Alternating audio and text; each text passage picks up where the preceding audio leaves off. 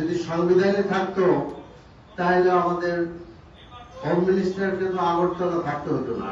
ঐক্যমত্য কমিশনে আমরা অংশগ্রহণ করলাম, আমি নিজে ছিলাম, শিশির ছিল, আমরা দীর্ঘদিন সেখানে ডিসকাশন করলাম।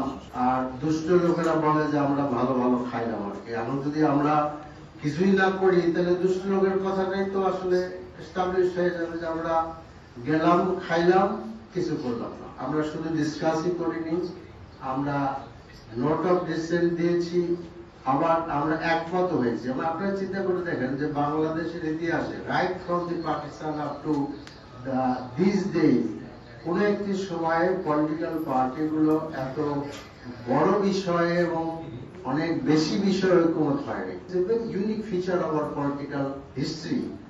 So this is very important for all the political parties যে এই যে একটা আমরা ঐক্যমত হলাম, এই ঐক্যমতে কে বাস্তবায়ন করা। কারণ আপনি তো বাস্তবায়ন করার পরে আপনি জুলাই চার্টারে স্বাক্ষর করেছেন।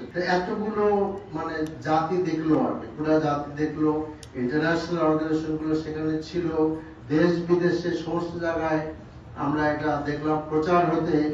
তারপরে যদি আমরা মানে করি, ব্যাকওয়ার্ড ওয়াক করা শুরু করি, তখন আমাদের জবাবটা কি হবে? জাতি হিসাবে আমরা খুবই আপনার লজ্জার মধ্যে পড়ে যাব এবং লোকেরা মনে করবে যে এই জাতি দ্বারা আসলে কিছু হবে না। সবচেয়ে বড় দায়িত্ব সরকারি দলের। আমরা তো ওপেনলি বলছি যে আমরা এর সাথে আছি, সংসদের ভিতরে বলেছি, বাইরে বলেছি, আবারও বলবো এবং এখনো আশাবাদী হতে চাই যে আমরা যেন জুলাইয়ের সাথে আপনার মানে এসেন্সের সাথে, জাতির আকাঙ্ক্ষার সাথে আমরা তো মানে বিশ্বাসঘাতকতা না করি। মনে রাখতে হবে 69% অ্যাবাউট লোকেরা ভোট দিচ্ছে হায়ের পক্ষে।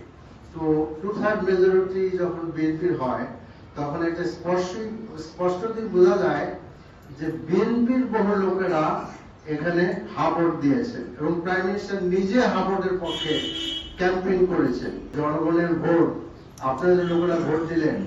সংবিধান যাই কিছু বলেন, সংবিধানের জনগণই তো আসলে সকল সার্বভৌমত্ব ক্ষমতার মালিক আর কি। তারা তো ভোট দিলেন। সংবিধান মাইনে তো আসলে জুলাই আন্দোলন হয় নাই, সংবিধান মাইনে তো আসলে 71-এর মুক্তিযুদ্ধ হয় নাই, সংবিধান মাইনে তো তারেক রহমানকে তো 17 বছর বাইরে রাখা হয় নাই। যদি সংবিধানে থাকতো তাহলে আমাদের হোম মিনিস্টারকে তো আগরতলা থাকতে হতো না। এবং যতদিন পর্যন্ত জুলাই আন্দোলন না হয়েছে ততদিন পর্যন্ত তারেক রহমান এবং সালাউদ্দিন সাহেব তো দেশে আসতে পারেনি। তো কাজে এই সব কিছু, এই যে গুম, খুন, আয়না ঘর, এবং আপনারা দেখেন যে আশ্চর্যজনক ভাবে এই সমস্ত জিনিসের মধ্যে অ্যামেন্ডমেন্ট আনা হচ্ছে আর কি, বাতিল করতে যাচ্ছে এগুলা। এটা খুবই আনফরচুনেট। জাতির জন্য এই বেদনাদায়ক ইতিহাস সৃষ্টির পূর্বেই আমাদের সকলের সুমতি হোক, এটা আমরা আশা করি।